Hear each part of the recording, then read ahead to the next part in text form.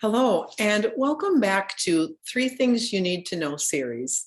I'm your host, Deb Getz, medical intuitive, quantum energy healer, and ascension guide.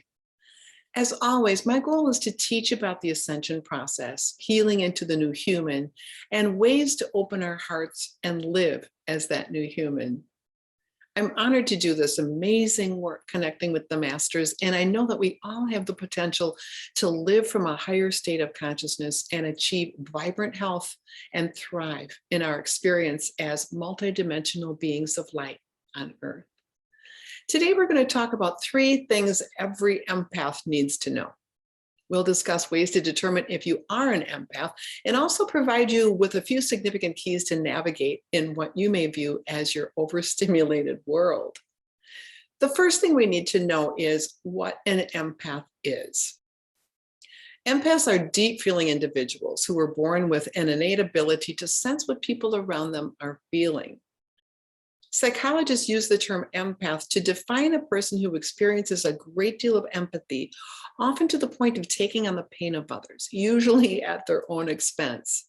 However, the term empath is also a spiritual term describing an individual with profound intuition who can feel the emotions and energies of others. During your awakening process, you may have become acutely aware of just how highly sensitive you are. If others tell you that you're too sensitive or too emotional, or if you feel drained around certain people or feel anxious in crowds, chances are you belong to a special group of people known as empaths.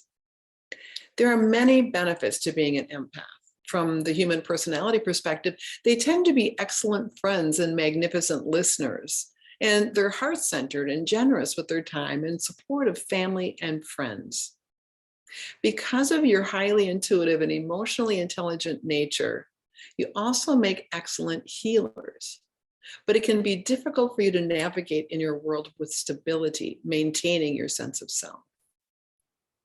Empaths also have a tendency to take on the problems of others as their own. And because of this, it's very strenuous for them to set emotionally healthy boundaries, saying no when too much is being demanded of them.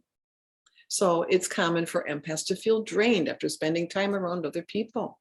As introverts, they require a vast amount of alone time in order to recharge. And because of their deep sensitivity to loud noises and incessant chatter, crowds can feel particularly overwhelming to these special souls. So filtering your world through your intuition, you have difficulty intellectualizing your feelings. When overwhelmed by the impact of stressful emotions, you may experience panic attacks, depression, chronic fatigue, addictions, or many other physical symptoms that thwart traditional diagnosis.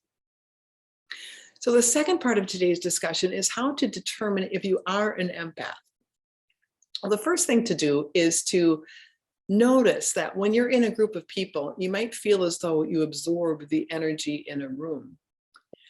And even when the reason is not apparent to others, you have a strong knowing that there's more to a story than what meets the eye when someone's talking. Also, when another person's upset, you feel their emotions in your own body and your psyche and feel as though their feelings belong to you. But you also elevate the wants and needs and even the opinions of others above your own, leading to a lost sense of self.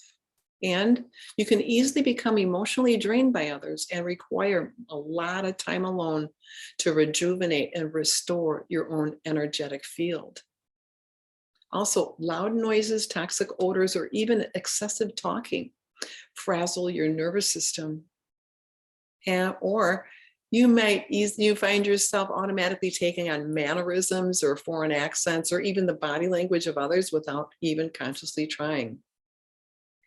And because you take on so much, you may often become saturated by the needs of others and feel engulfed by friendships or intimate relationships. And speaking of relationships, you may also attract narcissists or abusive relationships that increase your probability of remaining powerless and small.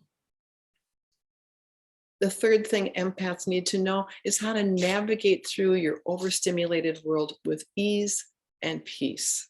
Because from an in-depth spiritual perspective, empaths are very gifted and become the game changers of the world. So it's important to value yourself as an empath. So start by setting healthy boundaries for yourself. You are naturally caring and may have a difficult time saying no, which can lead to emotional tension and stress when you overcommit and drain yourself unintentionally. And you may find yourself giving way to like martyrdom, people pleasing, codependency, and chronic self-sacrifice. It's time now to learn to set limits for yourself. Spend time with inward focus and pray. It's also vital to set limits on how much time you spend around stressed out, negative people or being in places that are upsetting to you. So clear your body and your mind. Empaths tend to get caught up in a world around them, and it's so essential to set aside time to focus on and call upon your inner presence. To ease the physical body, ground yourself.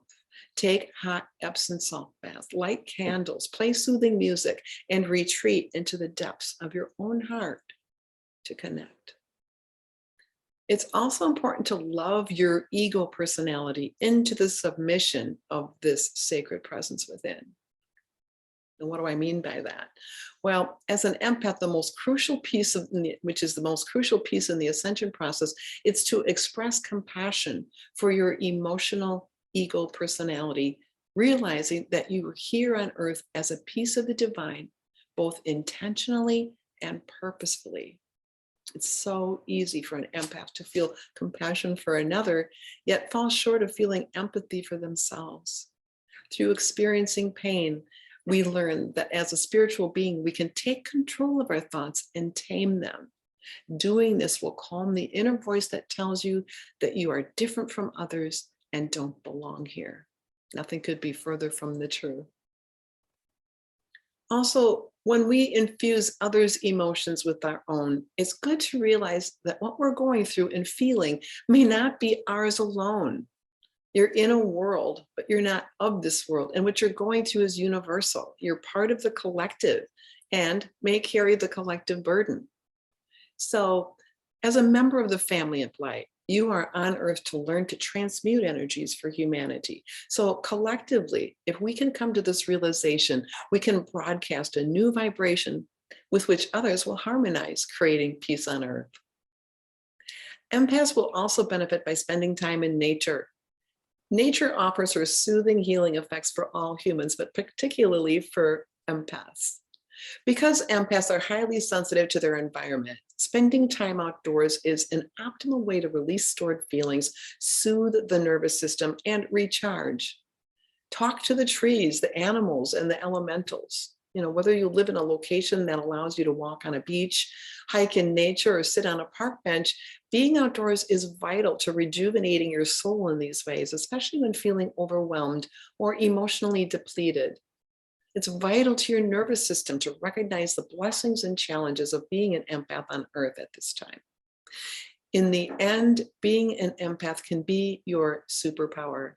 And my prayer for you is that you embrace your courage and inner resolve to ignite yours.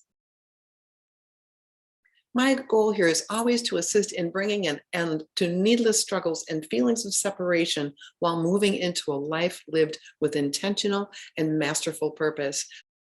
So thank you for joining me on this mini healing journey and expansion of your consciousness.